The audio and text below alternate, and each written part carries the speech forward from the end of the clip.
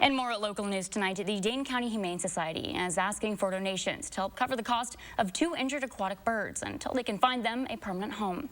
Both birds, a pelican and a swan, have injuries severe enough to where they can't be released back into the wild. They have made progress in their recoveries, but the Humane Society is looking to raise $2,500 to help care for them until they can go to a licensed wildlife facility, bird sanctuary, or zoo.